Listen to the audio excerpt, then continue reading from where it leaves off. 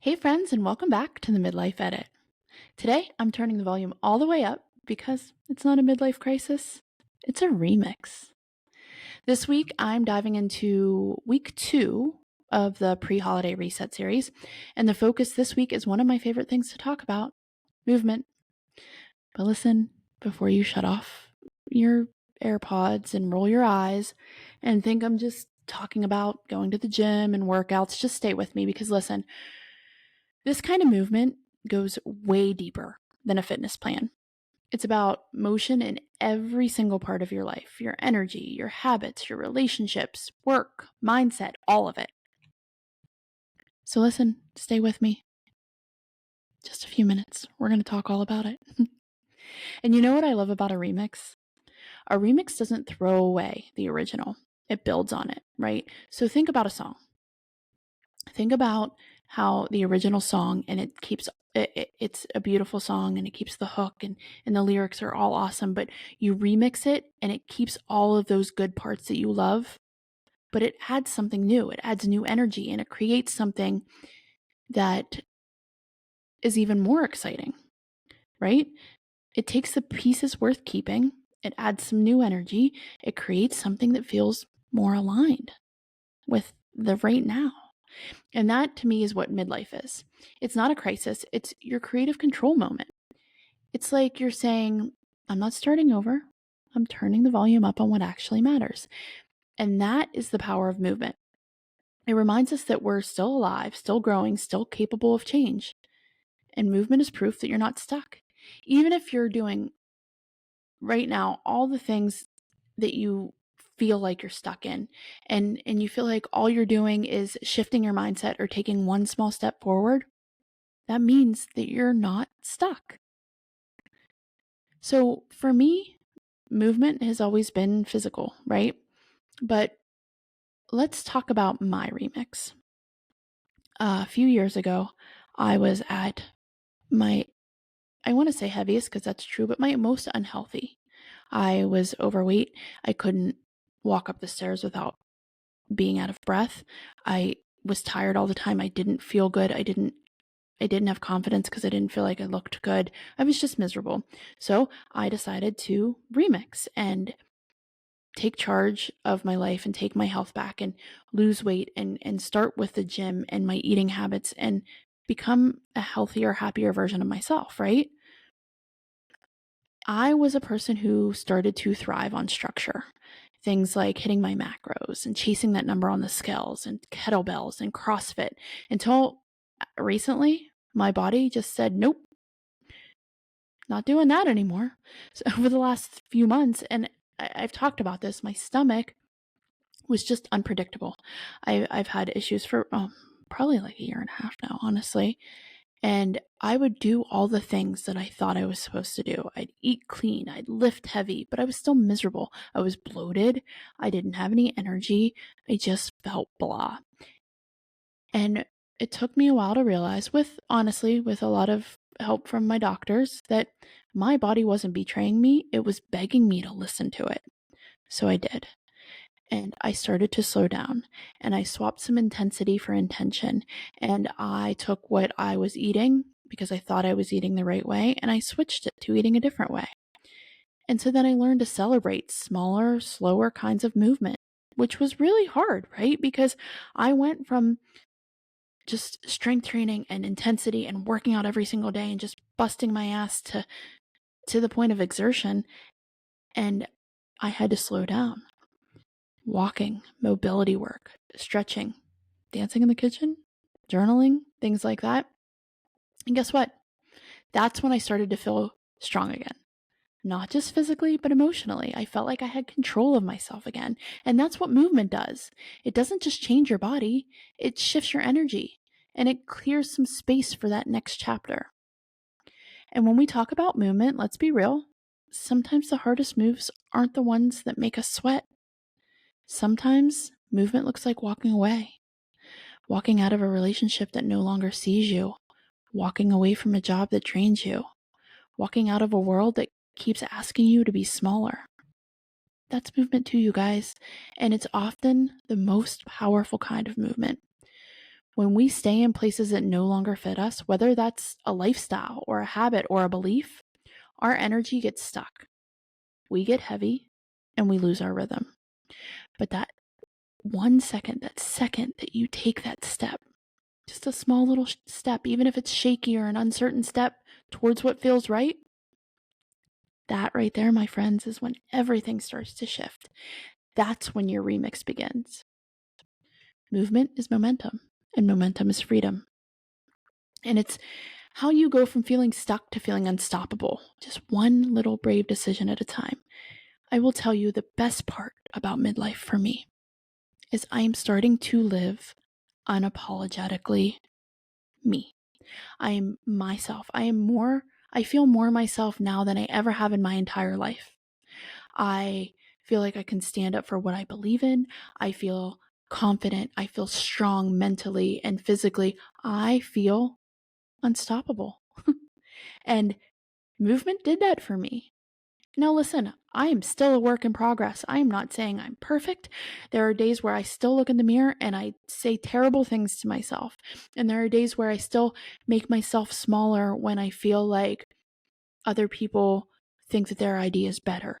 Or sometimes I don't stand up for what I believe in when I should. But I'm getting there. And I'm living my life unapologetically me.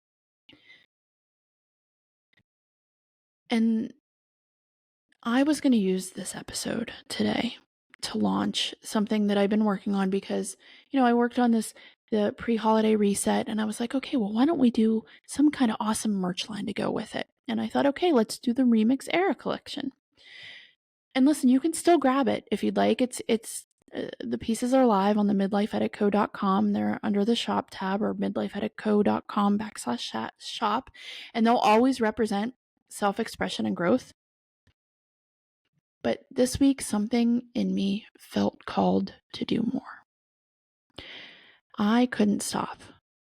I just couldn't stop myself from thinking about all these millions of families who are struggling right now, particularly those losing access to food assistance with the government shutdown. It breaks my heart in a million pieces to imagine how parents are wondering if they'll be able to feed their kids this week. I was,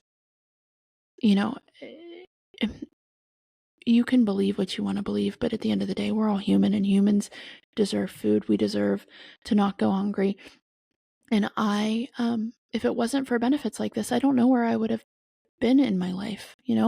We struggled when I was younger, and thankfully, programs like this helped my mom get on her feet and raise my sister and I into, we needed it, and it was there for when we needed it.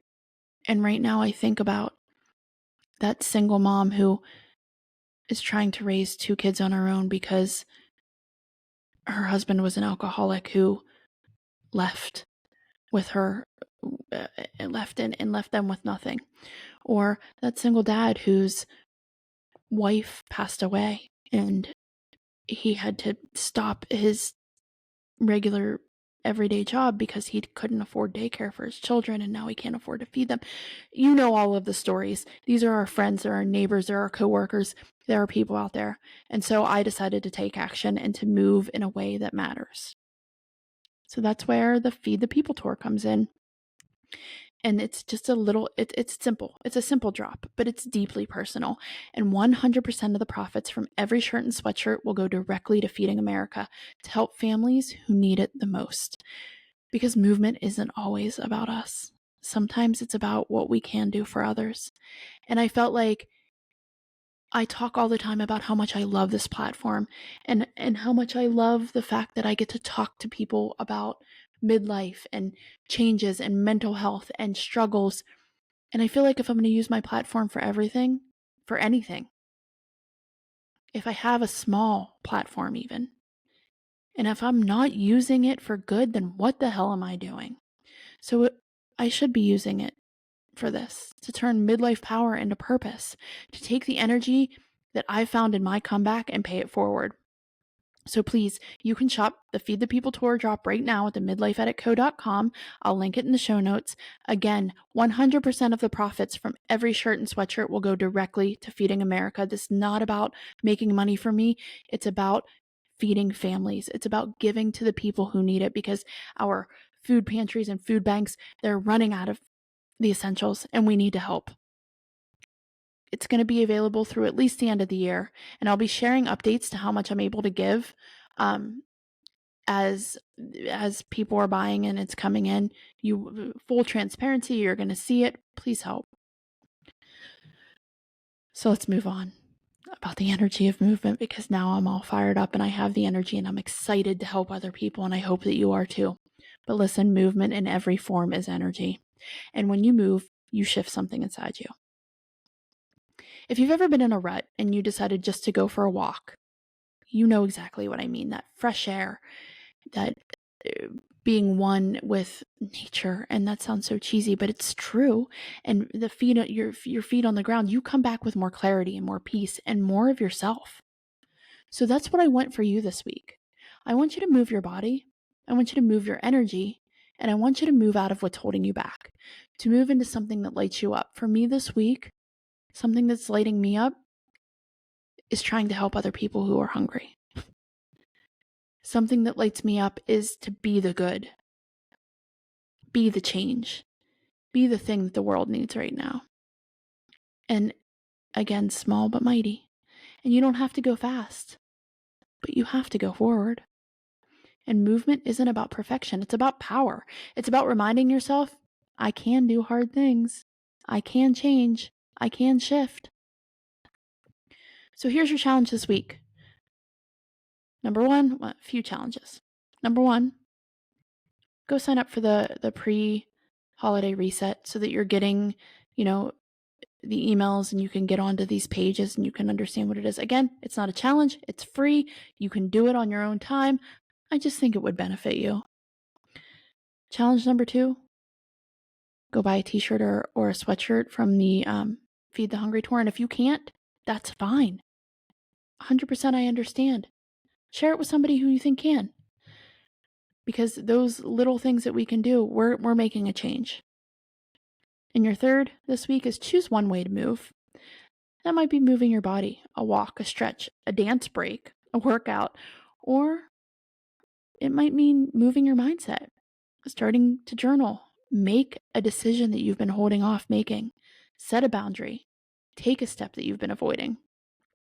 But whatever it is, do it with intention. Do it because you deserve to move closer to the life that you actually want. Because midlife isn't about standing still and staying safe. It's about finding your rhythm again, your joy, your freedom, your fire. You don't know anyone the old version of you. This is your remix, your rules, your rewrite. So wherever you are right now, on a walk, driving to work, or just making it through the day, I want you to remember this. You are allowed to change. You are allowed to evolve. You are allowed to move, even when it's messy, even when it's slow, even when no one else understands it yet. Midlife isn't a crisis. It's a remix. And you're the one holding the mic. Keep moving, keep editing, and let's make it a damn good chapter. Please help if you can. If not, please share this episode, like, subscribe, do all of the things, check out the show notes. Thank you so much for being here. As always, I appreciate you. I am so happy that I have this platform and that I have you. And I can't wait to talk about week 3 next week. So until next week, write your own damn good chapter. We'll see you then.